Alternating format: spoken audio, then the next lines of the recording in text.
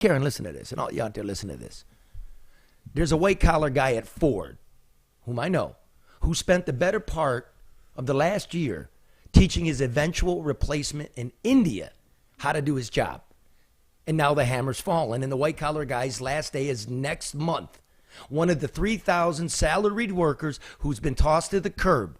The company forced him to sign a non-disclosure agreement in exchange to keep his severance, so I won't mention his name. Now, the name I will mention is Ford CEO Jim Farley, who made a cool $23 million in compensation last year. He's made it clear this is only the beginning. Another 5,000 white-collar jobs are on the chopping block as Farley makes his big bet on the electric future. Most of those job cuts will be here in Michigan. I used to love Ford. If you grew up here, chances are you spent some time in an auto plant or a machine shop or a part supplier.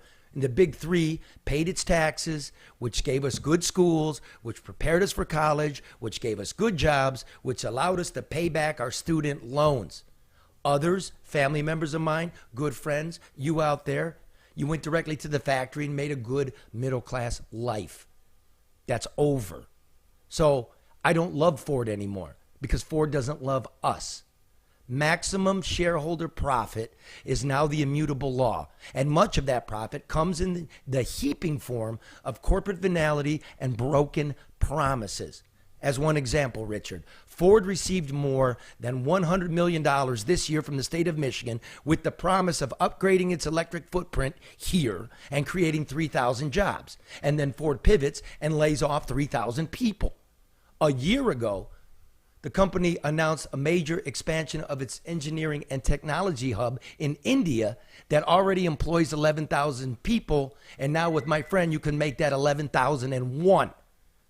For its part, GM was awarded $1 billion in cash and subsidies this year by the state of Michigan in exchange for an investment of $7 billion in Michigan and the creation of 4,000 jobs. But then you read the fine print. It's only an investment of $3 billion and a creation of 3,200 jobs, and those jobs only have to be around for 6 months. Remember the $400 million public giveaway to Chrysler Fiat to upgrade the Mack Avenue Assembly Complex on the east side of Detroit? They promised 5,000 new jobs. Not one of those jobs has appeared either. We rescued the big three, and now they leave us to drown. Since 2008, GM and Ford put together have received, wait for it, $100 billion in brakes, grants, subsidies, and bailout. $100 billion. So now Ford's electric Mustang is built in Mexico, as will be GM's forthcoming Equinox and Blazer electric vehicles. Mexico now has more auto industry workers than the United States, and yet Mexicans continue to pour over the border. And why wouldn't they when the big three pays them $3 an hour? Meanwhile, back here in America, the average cost of that electric vehicle is $66,000. Who can afford that? The well-to-do, that's who. Their trendy vehicles built in Mexico will now be subsidized by the federal government to the tune of $7,500 thanks to Biden's Inflation Reduction Act, which doesn't reduce inflation. Unsurprisingly, Ford and GM announced plans to raise the price of their EVs by about, you guessed it, $7,500. Auto execs claim the price hikes are due to inflation.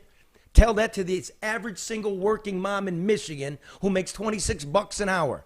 An oil change now costs her 2 hours' wages before tax, and she's among the poorest working women in America. In Detroit, Dan Gilbert, the billionaire, gets a $60 million tax break for his failing skyscraper.